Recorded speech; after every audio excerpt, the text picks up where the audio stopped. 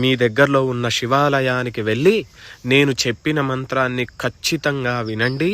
వీలైతే నేర్చుకుని ఆ రోజు మీ దగ్గరలో ఉన్న శివాలయంలో కానీ మీ ఇంట్లో కానీ ఆ మంత్రాన్ని చదవండి. ఖచ్చితంగా మీకు శివునికి రుద్రాభిషేకం చేసిన ఫలితం అనేది మీకు వస్తుంది.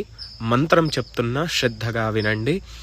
హర హర హర నమః సోమాయ చ రుద్రాయ చ నమస్తామ్రాయ చ రుణాయ చ నమః శంగాయ చ పశుపతయే చ నమః ఉగ్రాయ చ భీమాయ చ నమో అగ్రే వదాయ చ దూరే వదాయ చ నమో హంత్రే చ హనీయసే చ నమో వృక్షేభ్యో హరికేశేభ్యో నమస్తారాయ నమః శంభవే చ మయోభవే చ నమః శంకరాయ చ మయస్కరాయ చ నమః శివాయ చ శివతరాయ చ. ఈ మంత్రాన్ని ఖచ్చితంగా ప్రతి ఒక్కరూ కూడా వినండి. వీలైతే నేర్చుకొని చదవండి. శివానుగ్రహం.